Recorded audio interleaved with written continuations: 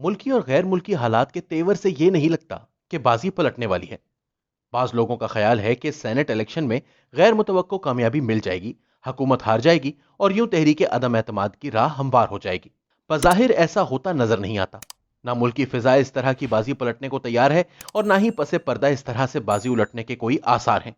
آج آ کر کچھ ووٹوں کی ادھر سے ادھر اڑان پر مرچ مسالے والی کہانیاں بنیں گی اور بس۔ ویسے بھی اوپر اور نیچے کی سوچ میں فرق ہے۔ اوپر سب کچھ اوکے ہے اور سمجھا جا رہا ہے کہ ہمارے اور حکومت کے فائدے اور نقصان ایک ہیں۔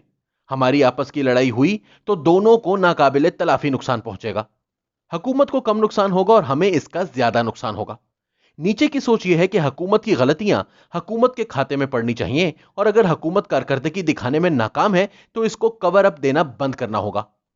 نیچے اور اوپر کے درمیان مباحث کے بعد اب اندازہ یہ ہے کہ معاملہ غیر جانبداری کی طرف بڑھ رہا ہے، مگر اس غیر جانبداری میں بھی حکومت کی جانبداری پنہاں ہے، کیونکہ غیر جانبداری کے باوجود اسے نکالنا نہیں ہے، اس کے 5 سال پورے کروانے ہیں، نہ اسے نکالنے کی سازش کرنی ہے اور نہ ہی اسے نکالنے کی کوشش میں مدد کرنی ہے۔ گویا حکومت کو ہر صورت میں چلانا ہے۔ تبدیلی البتہ صرف اس بات میں ہے کہ ہر سیاسی کھیل میں حکومت کے ساتھ جڑ کر کھڑے ہونے کی پالیسی جاری نہیں رکھنی، بلکہ سیاست سے تھوڑا سا ہٹ کر رہنا ہے۔ دلچسپ بات یہ ہے کہ غیر جانبداری کی تجویز نیچے سے اوپر گئی ہے۔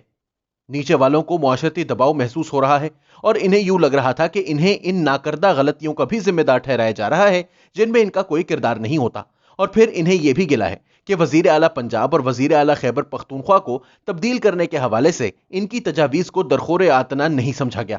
وہ اس پر بھی شکوہ کنا رہتے ہیں کہ وزیر اعظم سیکریٹریٹ میں تبدیلیوں کے حوالے سے ان کی تجاویز کو نہیں مانا گیا۔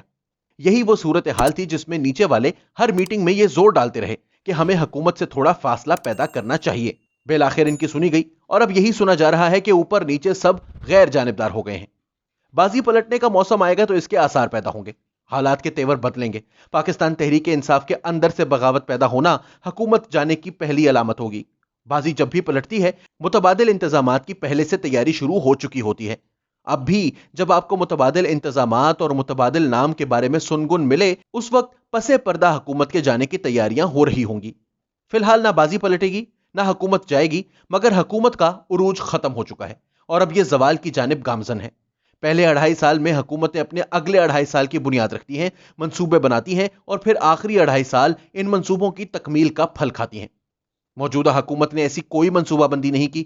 پاکستان کے حکمران ہوں یا ان کے بدترین مخالف، سب کو علم ہے کہ 5 سال بعد بھی پاکستان معاشی طور پر وہیں کھڑا ہوگا جہاں آج کھڑا ہے۔ اسحاق ڈار تو اپنے دور میں یہ خواب دکھایا کرتے تھے کہ پاکستان آئندہ چند برسوں میں دنیا کی 20 بڑی اور ابھرتی ہوئی معاشی طاقتوں کے ساتھ کھڑا ہوگا۔ اب صورتحال یہ ہے کہ ہم بھارت اور بنگلہ دیش دونوں سے معاشی طور پر کہیں پیچھے رہ گئے۔ معاشی نمو میں دونوں ممالک ہم سے کہیں آگے نکل گئے ہیں۔ پاکستان کو برآمدات کے حوالے سے جی ایس پی کی جو سہولت ملی ہوئی ہے، اس پر بھی کئی اعتراضات اٹھ رہے ہیں۔ فیٹف کی بہت سی شرائط پوری ہونے کے باوجود ہمیں اس سے چھٹکارا نہیں مل رہا۔ قرضوں کی ادائیگی کے لیے ہمیں قرض مزید لینا پڑ رہے ہیں اور یوں ہم آئی ایم ایف کے شکنجے میں مزید پھنستے جا رہے ہیں۔ معاشی صورتحال کے حوالے سے اوپر سے نیچے تک سب اس خوش فہمی سے نکل آئے ہیں کہ ہم اعداد و شمار کا چکر دے کر معاشی قوت بن سکتے ہیں، اور تو اور حکومت ٹیکس کلیکشن میں بھی اپنی کارکردگی دکھانے میں ناکام رہی ہے۔ سیاسی حوالے سے پی ڈی ایم فی الحال میٹنگوں اور صلاح مشورے تک محدود ہے، لیکن ظاہر ہے اس نے بھی جلد یا بدیر متحرک ہونا ہی ہے۔ پی ڈی ایم نے لازماً پہلے مرحلے میں اپنی غلطیوں پر غور کیا ہوگا اور اب ایسی حکمت عملی تشکیل دے گی جو کارگر ثابت ہو۔ پی ڈی ایم کے لیے پہلا بڑا چیلنج لانگ مارچ ہوگا۔ لانگ مارچ میں چاروں صوبوں کے لوگوں کو اسلام آباد لانا اور پھر ان کا ایک بڑا جلسہ کرنا ایک مشکل ٹاسک ہے، اور اگر اس مارچ نے دھرنے کا فیصلہ کیا تو پھر اس کے لیے وسیع انتظامات کرنے پڑیں گے۔ زیادہ امید یہی ہے کہ لانگ مارچ کو دھرنے میں تبدیل نہیں کیا جائے گا، بلکہ اسے لانگ مارچ تک ہی محدود رکھا جائے گا۔ پی ٹی آئی حکومت کے لیے سینٹ الیکشن کے بعد سب سے بڑا چیلنج یہ ہوگا کہ اگلے 2.5 سال میں وہ عوام کے سامنے کیا بیچے گی۔ سنا گیا ہے کہ پس پردہ پنجاب میں ہیلتھ کارڈ کی تیاریاں جاری ہیں اور کہا جا رہا ہے کہ اگلا الیکشن جیتنے کے لیے پنجاب کے ہر فرد کو ہیلتھ کارڈ دیا جائے گا۔ دوسری طرف بہت سے بیوروکریٹ اس پروگرام کے مخالف بھی ہیں۔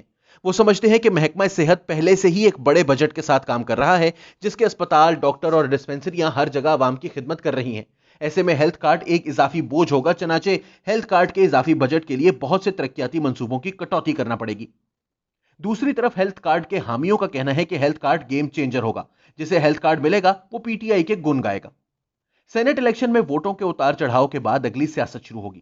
ظاہر ہے اپوزیشن کی کوشش ہوگی کہ حکومت کو یا تو اتار دیا جائے یا کمزور کیا جائے، جبکہ حکومت کو ایسی حکمت عملی بنانا ہے کہ ایک تو وہ اپنی مدت پوری کرے، دوسرا اگلے الیکشن کے لیے اپنے مہرے اور اپنی گیم تیار کرے۔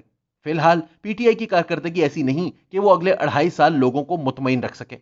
اگلے الیکشن کے حوالے سے امیدیں باندھنا تو بہت دور کی کوڑی لانے کے مترادف دکھائی دیتا ہے۔